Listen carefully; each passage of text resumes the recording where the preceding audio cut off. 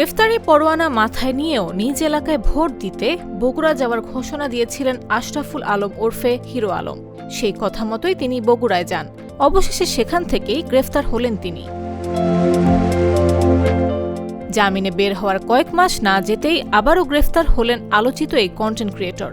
এবার বিয়ের আশ্বাসে ধর্ষণ, শারীরিক নির্যাতন ও গর্ভপাতের অভিযোগে মামলায় গ্রেফতার করা হয়েছে তাকে। বিষয়টি নিশ্চিত করে বগুড়া সদর থানার পরিদর্শক মাহফুজ আলম জানান, আজ সকালে হিরো আলমকে গ্রেফতার করা হয়েছে। তার নামে একটি মামলায় গ্রেফতারি পরোয়ানা জারি করেছিলেন আদালত। সেই মামলাতেই তাকে গ্রেফতার করা হয়েছে।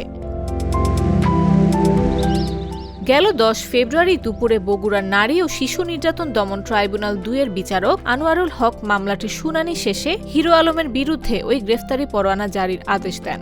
মামলার এজাহার থেকে জানা যায়, নায়িকা বানানোর প্রলোভন দেখিয়ে সাদিয়া রহমান মিথিলাকে একাধিকবার ধর্ষণ ও শারীরিক নির্যাতন করেন হিরো আলম। পাশাপাশি তাকে জোরপূর্বক গর্ভপাতেও বাধ্য করেন বলে অভিযোগে উল্লেখ করা হয়েছে। যদিও এ অভিযোগ অস্বীকার করেন হিরো আলম। মামলাটি ভুয়া উল্লেখ করে হিরো আলম বলেন, গ্রেফতারি পরোয়ানা মাথায় নিয়েও তিনি ভোট দিতে যাবেন, কারণ ভোট দেয়া তার নাগরিক অধিকার। শুধু তাই নয়, প্রধানমন্ত্রী তারেক রহমান বগুড়া 6 আসন ছেড়ে দেয়ায় সেখানে উপনির্বাচনের প্রার্থী হওয়ার পরিকল্পনাও করছেন তিনি। এবারে তার ইচ্ছে জামায়াত অথবা এনসিপির মনোনয়ন চাইবেন। নিউজ ডেস্ক, জাগো নিউজ।